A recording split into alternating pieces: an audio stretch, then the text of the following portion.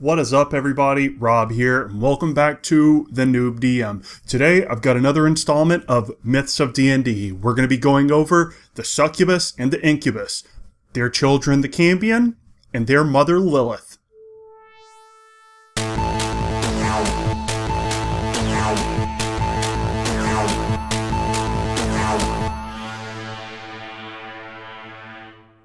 Before we begin this video, I want to give a quick disclaimer. Whenever I make my content, I always make my videos assuming that if I had children, I would let them watch it. That being said, for those of you that don't know about the myth of the Incubus or Succubus, they are a little bit more mature. That being said, I'm not going to go into great detail over every single aspect of them, and for the few points that I do talk about, I'm going to be a little bit vague. That being said, I know some people are a little bit more protective of what they let their children hear, so I just want to give you a forewarning of what's about to come. With that being said, let's go on ahead and jump into the video, and let's start out with none other than the Incubus and the Succubus. The Succubus made its first appearance in D&D in 1976 in a D&D supplement called Eldritch Wizardry. Since then, it's been in every edition of D&D, and it's actually become quite a bit of an important part in a lot of lore involved in the D&D universe. So, the Succubus and the Incubus are pretty much the same creature. The only difference is that the Succubus is the female form, and the Incubus is the male form. Now, these two are fiends that typically use their seductive nature to manipulate humans into their own personal gain. These good looks have become a pretty important trait to the Incubus and Succubus, and they use these good looks along with their charm to manipulate, possess, impregnate, and even drain the life from humans. In fact, to go along with that, the myth says that multiple encounters with one of these fiends can not only drain your health, but can possibly lead to death. So now that we have an idea of what this fiend is, let's go on ahead and jump into the mythology of it. And with that being said, I find it incredibly interesting when I was doing my research on this to find out that the mythology of the Succubus and the Incubus has actually evolved over time, and it's gotten to the point where it's more or less entirely different now compared to what it was in the past. In the early days in the mythology of the Succubus, it was considered to be an evil, ugly, unattractive spirit of a female that would visit you in your dreams and would drain the life from young men around the world. Eventually, over time, around the Middle Ages, the idea of the Succubus actually evolved. Not only did it become much more attractive, but it also took on a physical form. In the early days of the Succubus, it was just a night spirit that would visit you in your dreams. In the Middle Ages, it would actually take on a physical presence. So this is the point where things start getting a little bit PG-13. It turns out that a lot of the myth of the Succubus and Incubus actually comes from a book written by a gentleman named Heinrich Kramer. This book was called Malleus Maleficarum, or roughly translated into The Witch's Hammer. This book was written as a means of how to exorcise humans and how to punish those they consider witches. It was more or less a guide on how to be a witch hunter. So this book specifically states that the Succubus and the Incubus cannot directly have children with humans, but it's able to get around that. So there's some speculation on the actual meaning of what this book says, but there are certain aspects that does imply that the Incubus and the Succubus are the same creature. It's just capable of polymorphing from a female to a male. Some other translations do say that the Incubus and the Succubus are separate fiends, but that only plays a little bit of a role later on, and I'll talk about that when we get to it. So, the Malleus Maleficarum says that the Succubus begins by finding a nice young man, and she spends some time with him, and after they've performed a few activities together, she collects the male essence. Actually, here's the point where that distinction of if they're the same creature or not comes into play. If they're the same creature, it just says that the succubus collects its sample and then just transforms into a male. In other translation, it says it collects a sample and then passes on the sample to its male counterpart. Either way, the incubus gets its sample from the succubus, and from there we'll go find a nice young lady. And after they hang out for a little while, one thing leads to another, and now she is pregnant. That being said, not all the interactions with the succubus or incubus and humans is entirely based around relations. There are a few instances where it seems that one of these fiends helped a human achieve a higher goal. Now, whether it's up for their own personal gain or not is up for debate. But that being said, one of the most noticeable cases is around the year 1000 AD, when Pope Sylvester II, on his deathbed, claimed that a succubus helped him reach the level of pope. So it seems that for the succubus, there are three basic ideas that, when brought together, create the myth of the succubus. As for the incubus, it has these three basic ideas as well as one additional. So beginning with the succubus, it seems that the first notion of the succubus was created through something called sleep paralysis or night terrors.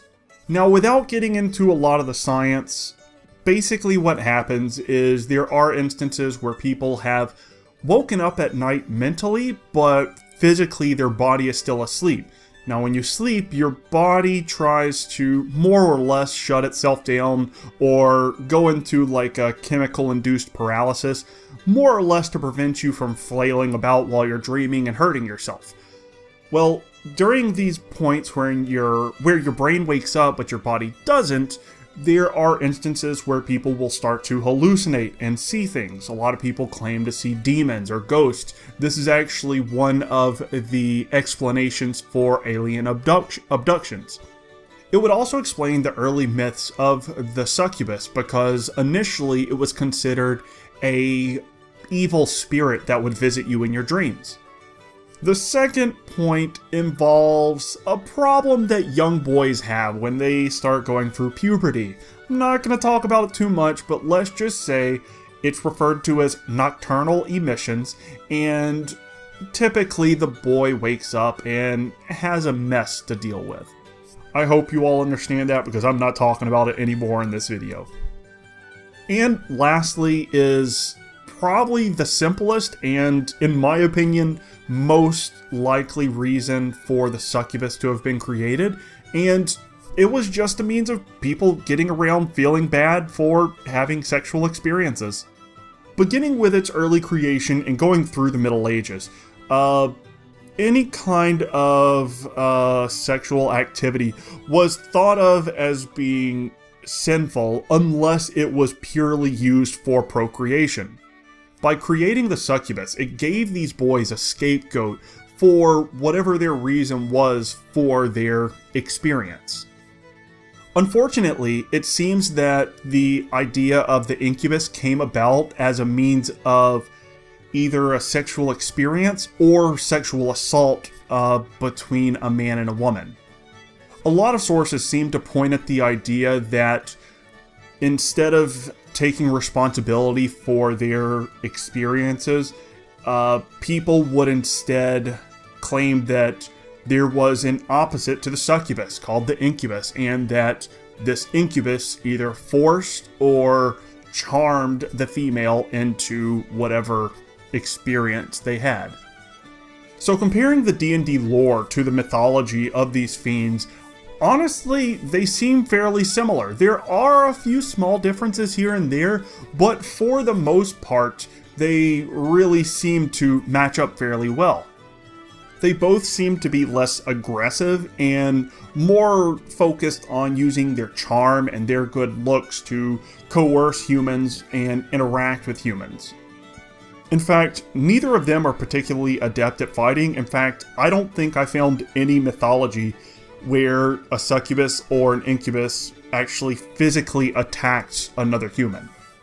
The only real difference that I found was that in D&D lore, it seems that the incubus and succubus are more likely to kiss a human to drain their life that way, while in the mythology it was more sexual based. In all fairness though, this was probably changed because, as I said earlier, this is a topic that a lot of people find to be inappropriate for children, so by changing it from a sexual relationship to just kissing their enemy, it made it a little bit more kid-friendly. So with all that being said, let's switch things up a bit and talk about the children of the succubus and the incubus, the cambion. So cambion are the children of one human parent and one fiend parent, more often than not the succubus or an incubus. So the cambion made their first appearance in D&D in the first edition in 1983 in the release of Monster Manual 2. D&D depicts cambions as being very handsome and charming individuals who use their natural charisma to help coerce people into helping them out or doing their bidding. D&D also depicts them as being very demonic, with having big leathery wings, crimson or scarlet skin, and horns. So let's look at the mythology and see how this compares. Now, though it isn't mentioned by name, the first reference to a cambion can be found in the Malleus Maleficarum. The first time that these creatures are actually given the name cambion is in the 1825 publishing of the French book called Dictionnaire Infernal. The main reference in the Malleus Maleficarum about the cambion says that a child that's born between a human and a demon or fiend is going to be born with no pulse and no breath until the age of 7. Now, because it has no breath and it doesn't have a pulse, it would be considered dead.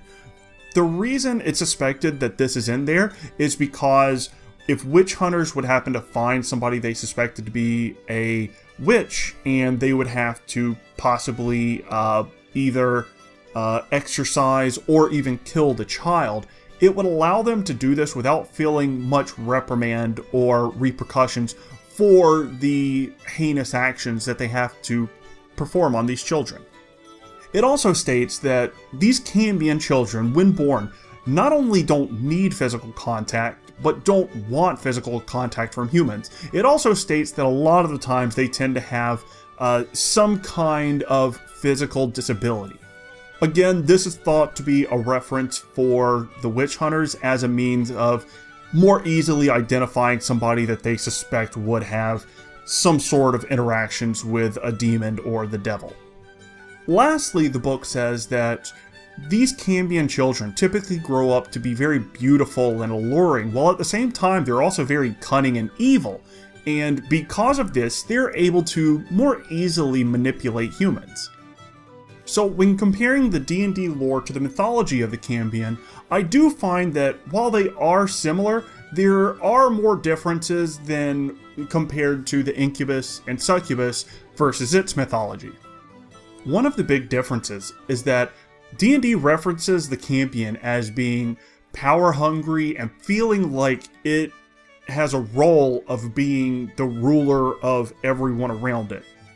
This doesn't match up with the mythology of the cambion because there's not really any information out there saying that mythologically the cambion did anything to seek power or try to prove its true rule over those around it.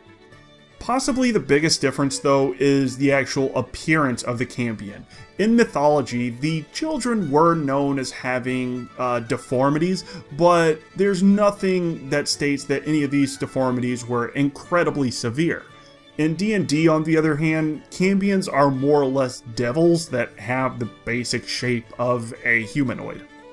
Besides that, their lore is pretty similar, but the two differences that really stand out are big differences, and it's really hard to say that these two different lores match up very well. Now, to finish off this video, I want to talk about an archdevil named Lilith. So, depending on the mythology you look at, Lilith is considered to be either the mother of succubi and incubi, the queen of demons, or a succubus herself. Now, the story of Lilith actually shows up in a few different areas in history, but it's currently being debated whether these are connected stories or if it just so happens that they each had a similarly named deity. Now, the Lilith I'm going to talk about is actually from the Judeo-Christian Bible, and I'm talking about this because, for one, it applies a little bit more to the idea of the succubus and incubus, and two, because it is a little bit more comparable to the archdevil Lilith in D&D. Now, in the mythology, Lilith was the original first wife of Adam, but she ended up leaving the Garden of Eden because she refused to be subservient to him. Now, God punished her for this and made it so that she was going to be the mother of all demons. Some sources say she actually became one of the 4 queens of the demons, and these 4 queens were all turned into succubi. Now, in D&D, Lilith is an archdevil that is the consort to Beelzebul, the current ruler of the 7th layer of hell, Maladomini. Lilith is known as being a beautiful scarlet-skinned devil with a serpent's tail and horns, and she's also known as more or less going without clothes and instead covering herself in a veil of darkness. To go along with this, she's also typically worshipped by witches and other evil spellcasters, and because of this, she typically has a fairly steady flow of sacrificed souls coming to her. With this combined with her beauty, she is a very desired and highly sought after consort of the Hells. So in D&D, Lilith made her first appearance in Dragon number 76 in 1983 in the 9 Hells Part 2. After that, she was here and there in a few bits of publications, but made her last appearance actually in 2007 in the 3rd edition. It's hard for me to give a comparison of Lilith from her mythology compared to her D&D counterpart, because I feel like a lot of the information given in D&D is fairly limited. There are a few similarities, there are a few differences. Most notably, the biggest difference is going to be the fact that I haven't seen anywhere in D&D where she's referenced as the mother of Succubus, or even comparing her to Succubus and Incubus in general. On the flip side, there are similarities as well. For one, she's considered very, very beautiful in both stories. Also, the snake tail really stands out. In D&D, she has just a tail that happens to be a serpent's tail. But in a lot of mythological artwork of Lilith, she's depicted as having the upper half of a female human and the lower half of a serpent. That being said, I don't want to give a comparison because I just don't feel it would be fair. I just like the idea of Lilith and how she played out in the D&D universe as well as in her mythology. And that's pretty much going to sum it up for our video today. I hope you all enjoyed, and let me know down in the comments what you think about these 4 creatures. Remember to like, share, and subscribe, watch out for those succubi and incubi, and as always, have fun.